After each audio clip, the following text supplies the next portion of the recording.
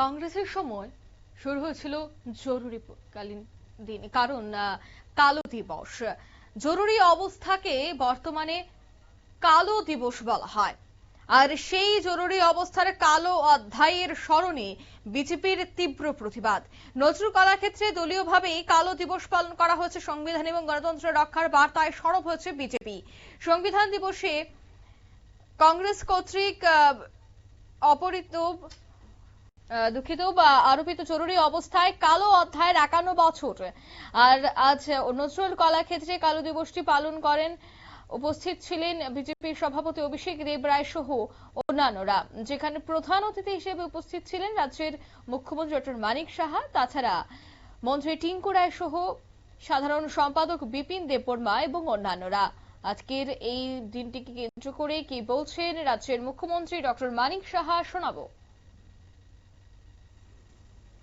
ইমার্জেন্সির সময়ে আমার এখনো মনে আছে যে এলাহাবাদের কথা বলা হচ্ছে 1975 সনে যখন ডিক্লেয়ার হয়।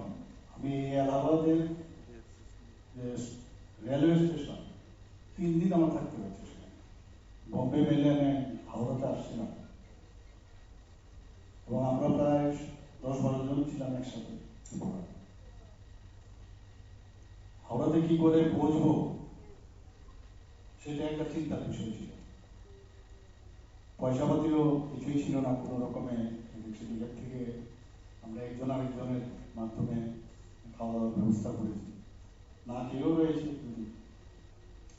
যাই হোক, কোনো রকমে এই ট্রেন যাবে করে করে করে করে বিভিন্ন জায়গায় আমরা এসে আমরা হাওড়াতে পৌঁছেছি। আগরতলায় আসলাম, কলকাতায় আমাদের থাকতে হয়েছে কয়েকদিন। জরুরি অবস্থাতে কিরকম একটা অবস্থা, যারা জরুরি অবস্থায় যারা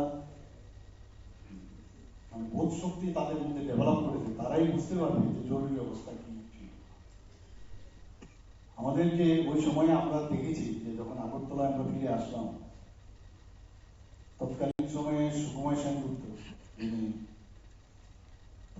মুখ্যমন্ত্রী ছিলেন।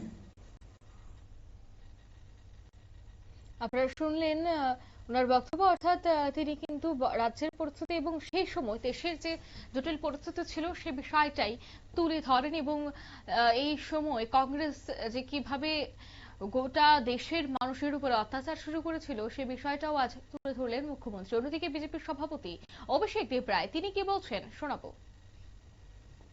আজকে বর্তমানে আমরা ত্রিপুরা রাজ্যে বসবাস করছি, এটাকে আমরা যে গণতন্ত্র আমরা উপভোগ করছি, আমাদের একবার কম্পারিজন করা উচিত, একবার যাওয়া উচিত ইতিহাসে যে ইমার্জেন্সির সময় কি ছিল আর বর্তমানে আমরা কোন জায়গায় আছি।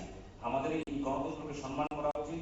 আমরা অবাধ গণতন্ত্র পেলাম, কিন্তু গণতন্ত্রের মিসইউজ করলাম, এটাও ঠিক নয়। কারণ যখন গণতন্ত্র থাকে না তখন বোঝা যায় গণতন্ত্রের মূল্য কতটুকু।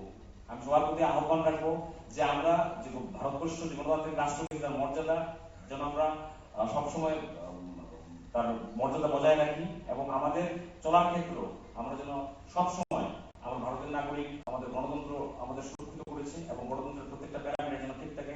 আর সাধারণ মানুষ হিসাবে প্রত্যেকটা নাগরিকের দায়িত্ব কর্তব্য আছে আমাদের গণতন্ত্রকে সঠিক রাখা, ঠিক রাখা। প্রত্যেকটা মানুষ আমাদের জুডিশিয়ারি থেকে শুরু করে সংবাদ থেকে শুরু করে সমস্ত ক্ষেত্রে আমাদের সেটা মাথায় রাখা উচিত যে গণতন্ত্রকে সম্মান করা এবং গণতান্ত্রিক ভারতবর্ষকে আরো। আপনারা শুনলেন, অর্থাৎ তিনিও কিন্তু এই 3টি জরুরি অবস্থা সম্পর্কে আলোচনা করেছেন। জরুরি অবস্থায় সাধারণ মানুষকে কিভাবে ঘর থেকে বের করে রাস্তাঘাট থেকে সরাসরি তুলে নিয়ে যাওয়া হতো, গ্রেফতার করা হতো, মানুষের কথা বলার স্বাধীনতা ছিল না, সেই বিষয়গুলি তুলে ধরেন। নিয়ে নিচ্ছি ছোট্ট একটি বিজ্ঞাপন, বিরতির সঙ্গে থাকুন।